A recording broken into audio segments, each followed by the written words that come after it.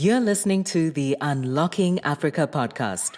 For probably 30 years, I've been working on peace and security issues in Africa. And my interest in long-term futures really comes from what needs to be done to change those challenges, to improve Africa's prospects. And we focus on governance, corruption, peacekeeping, counterterrorism, early warning. When commenting on Africa, many commentators tend to associate Africa with a continent that needs to be helped. The real story from the perspective of Africa is very different. You see the power of civil society, you see innovation, you see the entrepreneurship, incredible dynamism. Stay tuned as we bring you inspiring people who are unlocking Africa's economic potential. You're listening to the Unlocking Africa podcast with your host, Tessa Adamu. Welcome to the Unlocking Africa podcast, where we find innovative people who are doing innovative things to unlock Africa's economic potential. Today, we have Jakkie Cilliers, who is an author and head of African Futures and Innovation at the Institute for Security Studies. Welcome to the podcast, Jakkie. How are you? Thanks very much for having me. I am doing exceptionally well. As always, I like to kind of start from the beginning. So I was hoping you could introduce yourself and tell us a bit more about Jakkie Cilliers. Teresa, thanks very much. I founded the Institute for Security Studies. I was the head of the Institute until 2015, the executive director, and I stepped down. And I now perform two roles. I am the head of the program on African Futures and Innovation in the Pretoria office of the Institute. I'm also the chairman of the ISS Board of Trustees because I'm the founder of the Institute. But I think the important thing for this discussion is that for probably 20, 30 years, I've been working on peace and security issues in Africa. But I became very frustrated because we seem to be having sort of Groundhog Day. We keep on doing the same things over and over again when it comes to dealing with the challenges of peace, security, instability, violence, and so on and so forth. And my interest in long-term futures really comes from what needs to be done to change those challenges, to improve Africa's prospects. So my attention has shifted from somebody who for many years worked on peace and security issues to somebody that now works on long-term development prospects and doing integrated long-term forecasting. So that's sort of a short history of my intellectual journey over many, many years. So you mentioned there that you're the head of African Futures and Innovation and chair of the board of the Institute for Security Studies. And you gave us an introduction into what you do and why you do it. I was hoping we can go into a bit more detail in terms of what the organization does. So ISS is probably Africa's largest independent institute that deals with broad security issues, human security issues. We have a head office in Pretoria and offices in Dakar, Addis Ababa, and in Nairobi. So we're very much a regional institute, and we focus on governance, corruption, peacekeeping, counterterrorism, early warning, and so on and so forth. So a broad range of issues. We started off working very much on the transition in South Africa, and we were quite active in that role.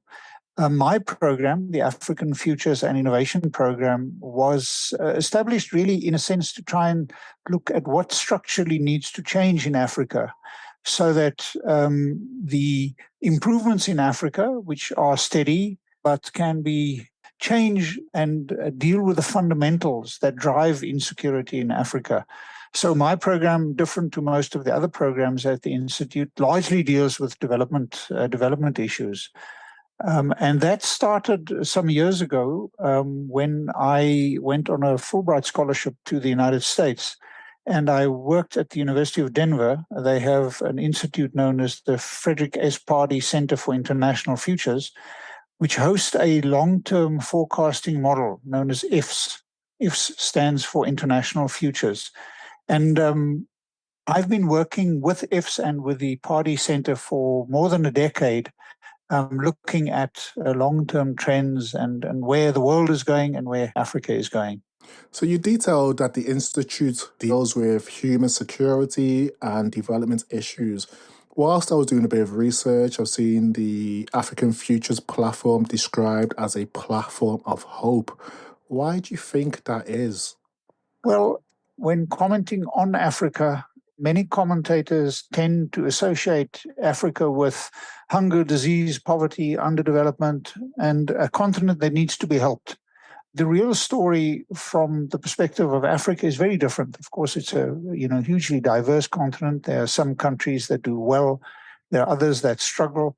But the most interesting perspective when looking at Africa is to compare the view from the West, which is the view I've more or less described, versus the view from Asia, particularly from China, which sees Africa much more as an investment destination, as a development partner, as a market. And I think these two contrary views always interest me in terms of where you come from, very much determines how you view Africa. And of course, the views in the West, in Europe in particular, are informed by the colonial legacy and Yes. in recent years by migration. And the stereotypes are very negative. So what we've done, we've looked at what is Africa's potential. If we look at long-term trends, you will see that things are improving in Africa. But the reality is that if we take one indicator, let's say GDP per capita, that GDP per capita in the rest of the world is improving much more rapidly than in Africa. And it Okay. has been this case since the 1960s. So there's a growing divergence, a growing gap between where Africa is headed and where the rest of the world is headed, almost every continent you can take. South America and South Asia are the two regions that are the most closely comparable to Africa. So a platform for hope and potential is looking what needs to change in Africa to unlock its true potential. And the answer to that is quite complex. There's no magic bullet. There's no silver bullet to Africa's development. But we, in a sense, model what is Africa's long-term development potential through various sectoral scenarios that we've modeled and that's available on our platform. So you detailed there that the platform looks at Africa's potential, incorporating views from the West and from China from the East. So what type of person is the platform focused or intended for? It's mostly intended for development practitioners, for people that work on Africa's development, and for government officials in Africa. For example, we are at the moment working with the government of Malawi, with their National Planning Commission, where we are helping them to look at the long-term development prospects of Malawi and looking at what could be done to achieve the middle income status that Malawi has set out as its ambition. So African governments, policymakers, planners, both at the national but also at the regional and continental level, is what the platform is mostly targeted at. But then also, as I started off mentioning, by development practitioners, also by scholars, academics that look at where the continent comes from and where it is headed. So you've given us a good understanding in terms of the intended target for the platform. I came across the platform via yourself, hugely impressed. I don't think I've ever seen a platform that's so comprehensive and detailed with regards to forecasting Africa's future. So something like this, how long did it take to put together? Who is the team behind it? It took a long time. This is the culmination of many years of work. We started off by doing both a number of country studies, and we've done country studies on probably about 12 or 15, almost all Africa's larger countries, and thematic studies. And over time, that progressed to the ambition of building a single comprehensive platform that includes forecasting for every African country. So the AFI website, or the African Futures website, now contains forecasts for every of Africa's 54 countries, for every region in Africa, for every regional economic community that is recognized by the African Union, and for every income group, low, lower middle, upper middle, high. Well, Africa's only got one high income country, but four.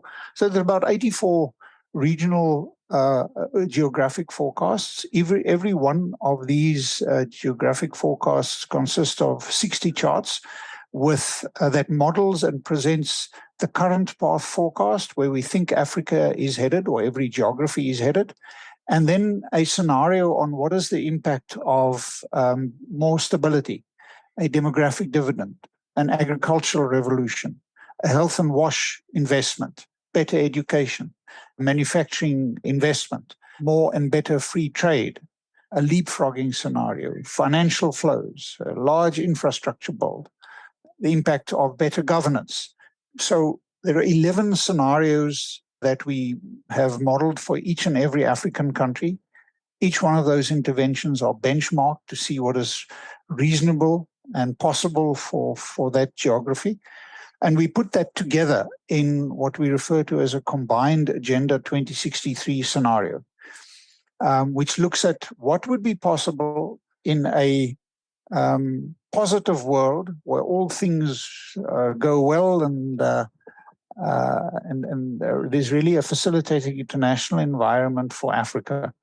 So more than 4,500 charts on the site and more than 1 million words of text that looks at every aspect of Africa's development. And you can either look at Africa geographically, like I've just listed, or you can look at it thematically, where you can look at what is the impact of each of these sectors that I've just listed. Like, for example, what is the impact of a manufacturing transition in Africa or better education? So it is very comprehensive, and it's been several years in the making. But I think the important thing to emphasize is that we are lucky in that we use the forecasting platform from the University of Denver, who update and maintain that platform on an ongoing basis. We use that platform. So we are not building the model. So a relatively small team of about 8-9 people maintain the website. So you've given us great insight into who the platform is intended for and how it was put together. So if we look at the platform, it provides like a integrated forecast of Africa's development prospect and potential. I know this is a very broad question, but from the data you've gathered so far, what is Africa's development prospects and potential? So I started off by making the point that if you take one indicator, which is GDP per capita, for example, you see that the gap between Africa and the rest of the world is widening and has widened over time and will continue to widen until such time as the contribution that labor makes to growth becomes more positive in Africa. You know, there's a very common refrain, I'm sure you've heard it and probably also used it, that Africa's got a very young population and therefore the future belongs to us because that young population will drive development. In actual fact, Africa has such a young population that we have very high dependency ratios. We have so many kids coming through school that have to be educated and provided with infrastructure, health, and all kinds of things that you can't invest in the education of your existing labor force sufficiently. So in actual fact, the fact that our median age in Africa is about 19, countries only get to a positive demographic dividend when their median age is about 25, just over 25. Africa only gets to that point in about 2050. So the first point to make is that the contribution that labor makes to growth, and at low levels of development, labor is the most important contributor to growth. We will only get to our demographic dividend from about mid-century. And the rest of the world is investing in labor saving, while our major contribution is labor. And our labor is very often relatively poorly educated and of poor health. So there's a lot that we need to do to change the productivity of our growing labor market. So the first constraint on Africa's growth is that we need to improve the contribution that labor makes. We then need to improve the contribution that capital makes, and of course, of technology. And these are the three standard contributors of growth: labor, capital, and technology. Africa trails in all three dimensions. And there is no simple solution. There's no magic bullet to Africa's development. Africa has to improve every aspect of its human and physical and other capital if it is to start closing this gap that I refer to, this gap in GDP per capita, this growing gap between Africa and the rest of the world. And if Africa is successful in doing that, and there are any number of preconditions to do that, it can start catching up with growth rates, with income levels elsewhere, but it will take time. For example, our analysis would show that for the next 10 years, agriculture has by far the largest potential to reduce poverty and improve incomes. And that holds for the majority of Africa's 23 low-income countries and for the vast majority of its 23 low-middle-income countries. Only Africa's 7 upper-middle-income countries get their most important growth impetus from manufacturing. If you take a slightly longer view, and all our forecasts are till 2043, I'll explain why, but by 2043, the full implementation of the African Continental Free Trade Area would make the largest contribution to growth in Africa. And this is one of the almost the prerequisites for growth in Africa, and that is we need a larger market. People do not invest in countries with small, relatively poor populations. We don't attract foreign direct investment. Our markets are not big enough to open up those markets, to attract foreign direct investment, to allow manufacturing to settle in Africa. We need the full implementation of the Continental Free Trade Area. But then eventually that will unlock more rapid economic growth and reductions in poverty than any other of these sectoral scenarios that I've listed. Fantastic. You touched on a key point regarding Africa's youth potential and the link between labour and growth. The prospects cover, I think, is it 14 sectors for each African regional economic community within the timeline of the African Union's Agenda 2063. So, with the forecast that you have, is Africa on its way to achieving the goals set out in Agenda 63? On our platform, we look at the 10-year implementation plans of Agenda 2063. Agenda 2063 was initialized in 2013. Its first 10-year plan, therefore, ends next year in 2023. Then it goes to 2033, 2043, 2053, 2063. So those are the 10-year plans of Agenda 2063. Our platform looks in most instances out until the end of 2043, the end of the third 10-year implementation plan of Agenda 2063, because looking out until 2063 means that your degree of uncertainty becomes very large. Yes. Having said that, Agenda 2063 is quite different to the SDGs, the Sustainable Development Goals, in that it sets very broad, idealistic kind of goals for the continent, but it doesn't really quantify them to the extent that the Sustainable Development Goals do. Now, we know that Africa will miss almost all the Sustainable Development Goals by 2030 by quite a large margin. The most important is that we will not succeed in eliminating extreme poverty by 2030. We will only eliminate that much, much later unless we can transform the speed and the rate of development on the continent. So 2063 is very much a political, aspirational set of broad achievements, a safe, secure continent, sort of those kind of value statements. Because it's a long-term vision, there is considerable scope for Africa to make progress, but I think our modeling would indicate that a lot of things have to come together in a positive manner, including a facilitating international environment. The context within Africa is allowed to grow for it to really make up for the large backlogs that Africa still has in almost every dimension, whether we speak of health or infrastructure or education and so on. So lots of potential, but lots of hard work that lies ahead in every of those sectors that you mentioned. Thank you for that, Jakkie. You detailed that Africa will miss majority of the goals of Agenda 63 and a lot of things will have to come together for it to happen. On the platform, it displays the impact of a range of, would you call them sectorial scenarios, such as stability, health, education, Yeah. leapfrogging.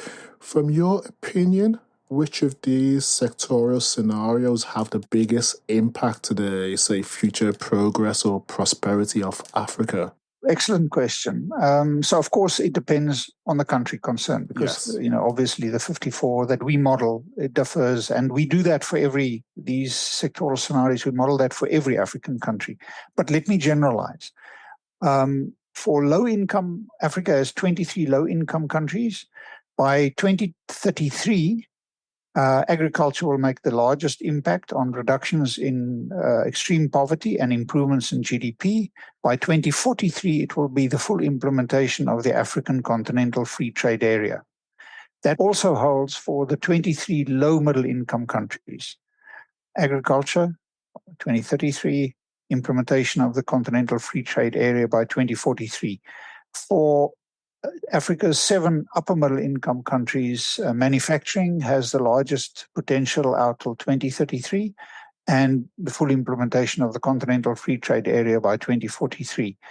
The other scenarios, apart from agriculture and the implementation of the African Continental Free Trade Area, in general, a manufacturing transition and leapfrogging are the scenarios that have the most potential, in particular to grow average GDP per capita.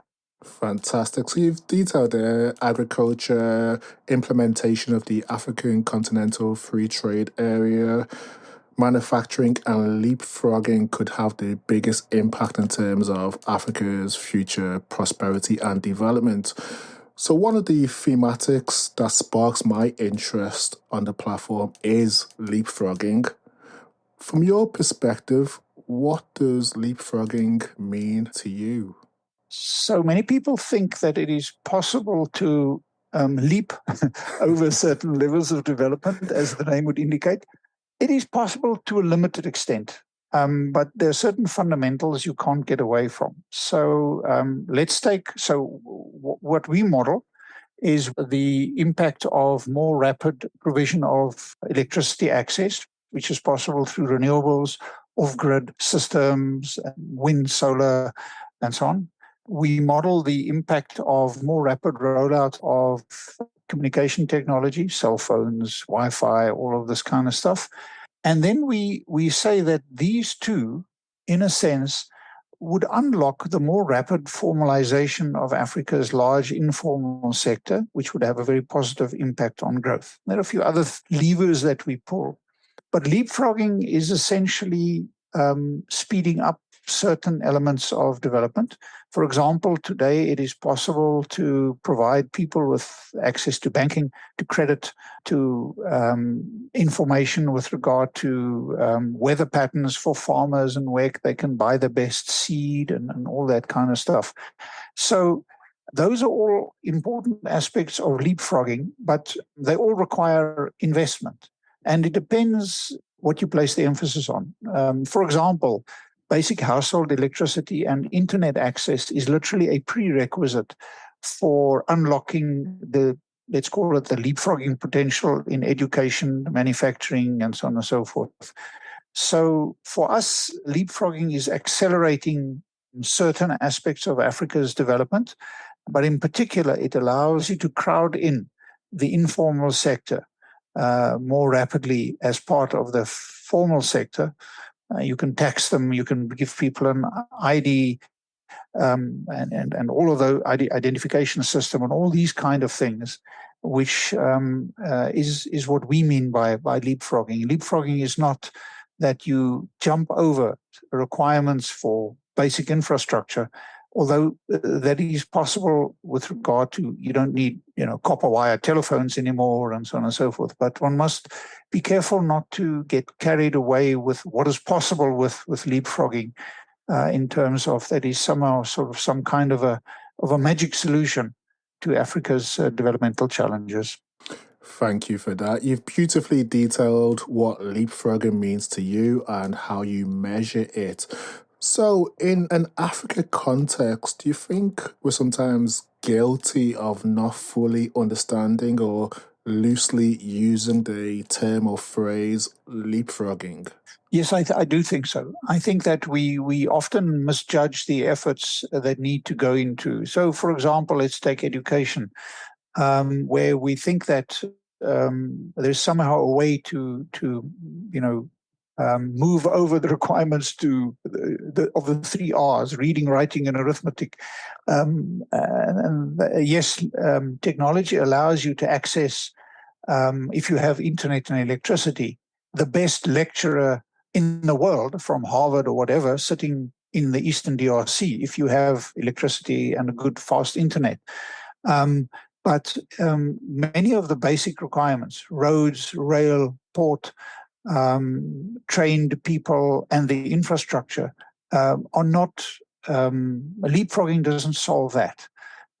So it speeds up and allows certain rapid movements, more rapid movement forward. But I do think one must be careful about not getting carried away with the potential. Leapfrogging has huge potential in Africa. Now, in my view, the most important potential that it adds is that it allows, from a developmental perspective, the private sector to become involved at lower levels of development. I'll give you an example. So if you have a borehole that drills water for a community, that can be turned into a commercial project by having some kind of an app, so that people can pay a few cents for a few hundred liters of water, and it becomes a commercial project where previously this was simply not possible. So it allows you to use modern technology to turn very basic infrastructure into a commercial project, and that means you can attract foreign direct investment, and you lower the barriers of entry if you have, of course, a facilitating environment for that kind of endeavor. And that's, I think, where a lot of the excitement is about modern technology, the private sector involvement, because Africa will not develop through development aid. It needs to find a way of mobilizing the trillions of dollars of private sector investment if it is to grow, if it is to develop, and if it is to unlock some of its potential. And to do that, we need ways to make private sector investment, that it becomes financially viable. So that's an example of the way in which modern technology can really help Africa attract foreign direct investment and to develop more rapidly. You touched on an important point that not everything can be leapfrogged, especially in Africa when we must address some of the underlying infrastructure issues. So, what are the dangers if we try and leapfrog these fundamental areas of development? I think some countries have already tried and run up against that, adopting cryptocurrencies and sort of very modern financial instruments that we are not perhaps ready to implement on the continent. So that's one aspect. The other aspect, of course, is that we very often don't have the privacy regulations and control of the way in which our data is used and abused in Africa. And I think there is real danger, real challenges that this could have a negative impact on Africa's development, in particular on the demand by most Africans for a democratic space, because Africans have for decades suffered under authoritarian rule. And many of African leaders like to look to China for their developmental model, an authoritarian sort of top-down developmental model. Yeah. But I think without any doubt, the vast majority of ordinary Africans look towards the freedom and the democracies typically of the West, because they've experienced the alternative. And I think that these are some of the dangers, I think, that come along with thinking that you can adopt certain models with regard to access data requirements that I think one must be very careful of. So you mentioned some of the potential negative impacts of trying to leapfrog fundamental areas of development. I know during this conversation we've been a bit guilty of discussing Africa in general terms. Yeah. So if we look at it, I say by country or region, what country or region are you seeing the most positive forecast, and what is driving that? So we've done forecasts on various sectors for each African country, and then we combine these sectors into what we refer to as a combined Agenda 2063 scenario, which is sort of where all good things come together, and you really see very rapid growth. And there is a whole section on the website where we then look at which countries do the best and which countries do the worst. And which countries do particularly well and which ones do perhaps below expectations. So you find that a number of your smaller countries do quite well. But as a whole, the region that will struggle going forward, of course, is Central Africa. And one of the reasons is that it doesn't have a sort of a clear locomotive state, like a Nigeria, South Africa, or Algeria, or in Egypt, where there is a large enough market and a dynamism that can sort of unlock regional growth. So Central Africa, which has also the worst development indicators on the continent, will continue to trail behind. And yet, ironically, a country like the DR Congo has some of the most amazing developmental potential globally, and including all the minerals for the fourth industrial revolution, for electric batteries and electric vehicles. But it suffers from poor governance, from abuse and outside intervention, corruption, patronage, you name it, and has done that since independence, despite its absolutely amazing developmental potential, not only in terms of minerals, but also in terms of agriculture. Yeah, Central Africa certainly is the region that does the worst. North Africa does the best. North Africa also comes from a much higher base than any other region. But the regions that develop the most rapidly is East and West Africa, largely because of growing dynamic population, but also because you see a number of countries in those two regions that grow particularly rapidly going forward. What is actually driving the growth in East and West Africa? Simply, the growing size of the economy is largely a function of growing population. So you have very rapid population growths in East and West Africa, and the result is that the economies grow in size. But of course, that does not necessarily translate into reductions in poverty or improvements in average income levels. There you find countries with, for example, Nigeria, which will suffer ongoing high levels of poverty for decades to come. Nigeria is an African giant in terms of its population size, but it's also, we wrote a long paper on this, it's also, in a sense, Africa's poverty capital. Unless we can unlock much more rapid economic growth in Nigeria, it will remain a country with a very large poverty population, both in absolute and in percentage terms. You know, every country is unique and every country faces unique challenges.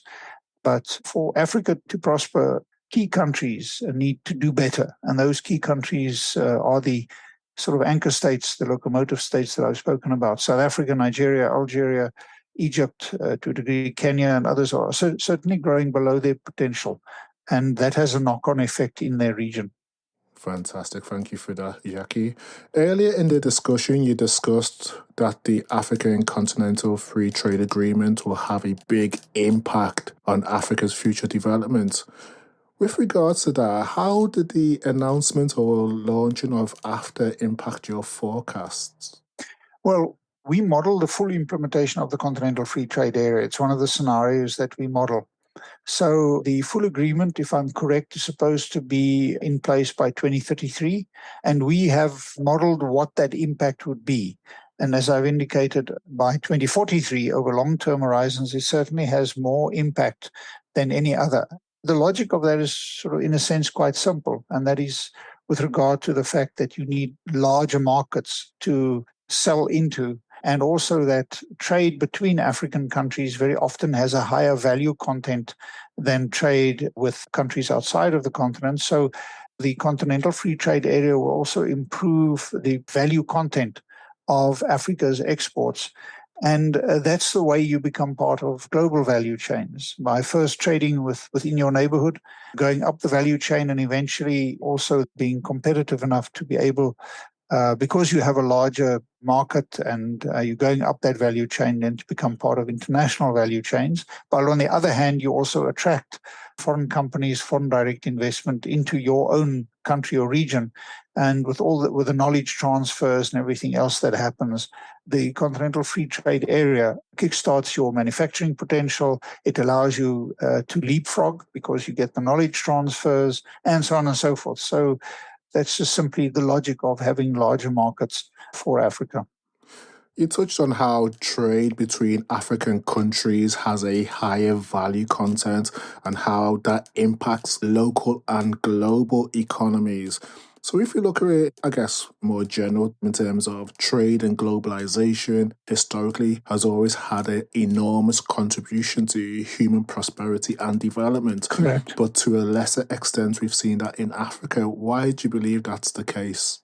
Well, it is a function of colonialism. I mean, during colonialism, the entire African economies were designed to extract raw material, to export them to Europe, Yes, and to lead to Europe's development. And Europe developed on the back of Africa's immiserization. And that is true also of India and others.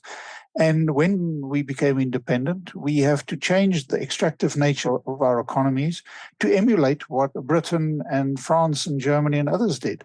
And they advanced primarily through the agricultural revolution, then the industrial revolution. And Africa has had neither of those. We've tried to pursue rapid industrialization, copying very often kind of the Soviet model, with absolutely no success. In a sense, we've also suffered from poor leadership.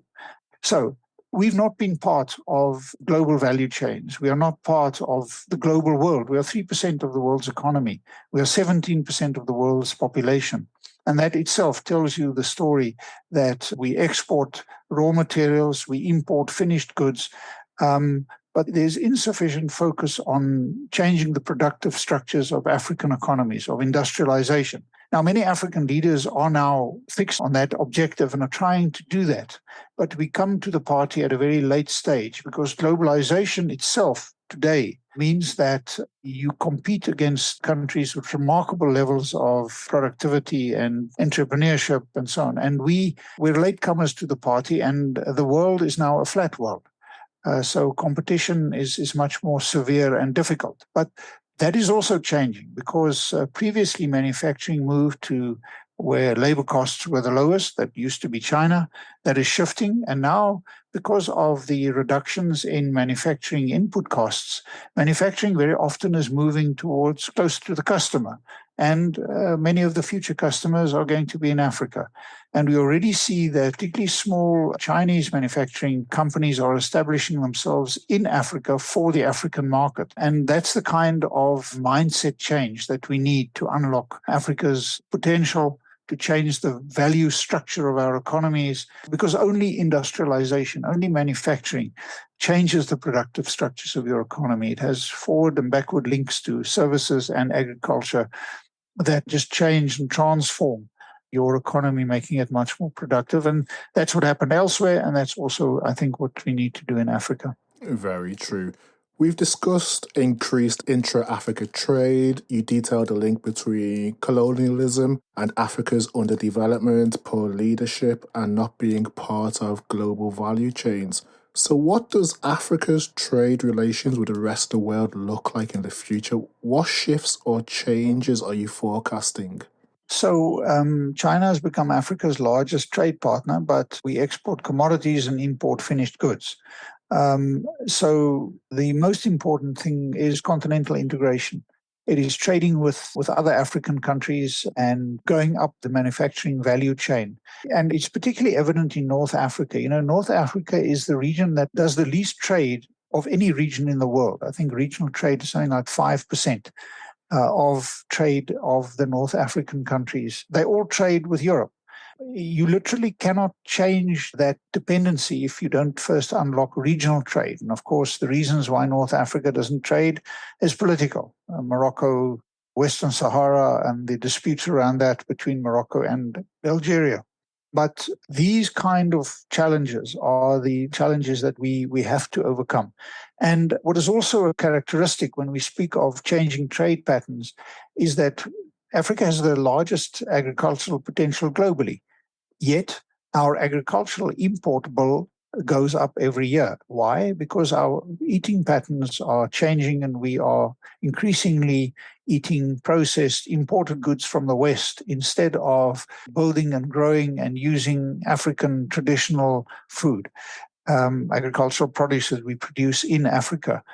So that's because we don't have a vibrant African agricultural sector.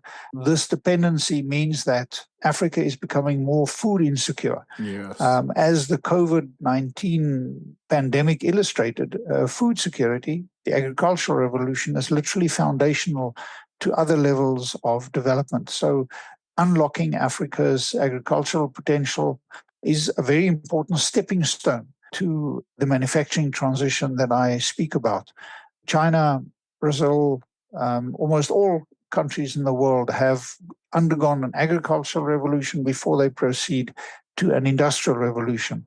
And therefore, I think agriculture is very important for the continent, also to ensure food security. And we need to change our import dependence upon imported foods. That's a very important requirement for our future prosperity.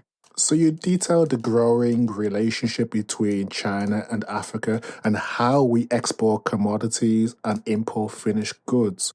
So how can African economies become more productive and self-sufficient? Well, government policy needs to facilitate the value of Africa's own exports. So let's go back to the basic three components of growth: labor, capital, and technology. We need to improve in each of those.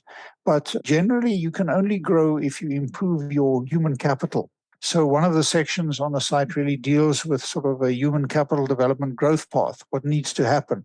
And that is all about improving health, reducing the burden of communicable and non-communicable disease, improving education and productivity, and so on and so forth. So that investment in human capital takes a long time. Education is a multi-generational challenge if you want to improve education levels, for example. But these are the kind of investments that is needed to, over time, unlock Africa's true potential.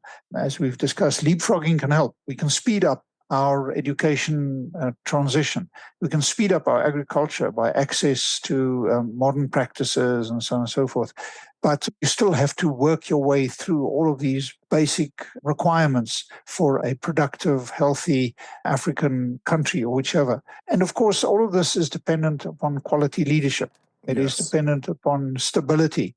And you can see the difference between those African countries that really are have sort of a laser-like focus on growth and development, and others that struggle. And the problem here very often for Africa is that Africa is actually more democratic than you would expect, given its relatively low levels of education and urbanization and so on and so forth, and different to the rest of the world, which first developed and then became democratic generally. Africa is democratizing while it is developing, and that's a very difficult challenge. It also opens up, meaning that very often we struggle with issues around corruption and so on. So during our conversation, we've discussed the challenges, issues, and what needs to happen so that we can improve Africa's future prospects. So what are some of the positive trends that you're seeing from your data that actually makes you excited or positive about Africa's future? Since the early 1990s, I worked with the Organization of African Unity and then later the Africa Union in many, many areas, particularly on peace and security. And I saw the halls of the OAU and then the Africa Union change from a bunch of men in uniform to women and men in civilian clothes. That transformation of a continent that was dominated by coups d'etats and by military leaders and by authoritarian developments, that's all shifted. You see the power of civil society, you see innovation, you see the entrepreneurship, the growth of internet and Nollywood in Nigeria and so on and so forth. So there's an incredible dynamism. It's always amazing for me. I was recently in Kenya again, just after the elections, to see the amazing entrepreneurship, in this instance in Kenya. And speaking of Kenya, what you saw with the last election in Kenya, you saw a break in a tribal kind of political dispensation into an election that is absolutely shifting the traditional way of that power has been allocated in Kenya. And I think that's also Yes. going to come to Southern Africa. We're still trapped in sort of liberation era leadership that looks backward and doesn't really look forward. So that kind of entrepreneurship, the extent of which leadership is changing, to which Africans are much freer and have much greater agency, those are real sources of hope. And they are sources also of inspiration of where the continent can go and is going in many, many respects. Amazing, thank you. So you mentioned there in terms of innovation, leadership, entrepreneurship, and a new kind of dynamism that is taking place in Africa. So if you look at Africa's future, I know that your forecasts go all the way out to, is it 2043? Correct. So if we look a bit closer in terms of where do you see Africa in 5 years' time, what significant progression or maybe regression can we expect? So we've had a number of shocks globally and in Africa. We started with the 2008-2009 global financial challenge. We then had COVID. Then we've had Russia's invasion of Ukraine. And these global shocks, together with the coming challenge of climate change, have a huge impact on the continent. Africa has dealt with COVID better than I think most people expected. But some of these external shocks now, it is, of course, again, drought. These continue to afflict the continent. So I think the first thing is, in a sense, fully recover from COVID and to fully get above and beyond the impact that Russia's invasion has had on food security globally. But these shocks, together with the impact of climate change, has been quite a wake-up call. There's no doubt in the short term that there's a regression, coup d'etats in West Africa, hunger in the Horn, and all kinds of challenges. But then there's always challenges. There are always issues that we have to deal with. And in that sense, the current world, people are very pessimistic, particularly in South Africa, where I am. But things continue to progress. The prospects of the dynamism that you see on the continent and the way in which it is responding to many of these challenges provides a picture of hope.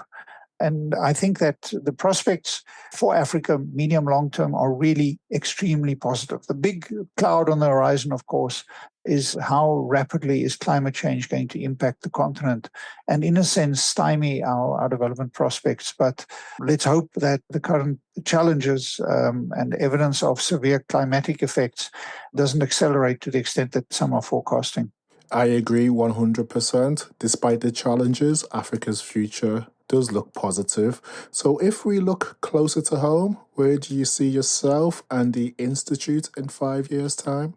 Well, I think that we've created a monster, this website that we have to keep on feeding. And it's a hungry monster. I can imagine. As I said, it's the most comprehensive in terms of what you do and data and just the detail that's gone into it. I'm hugely impressed. Yeah, that's going to demand lots of food.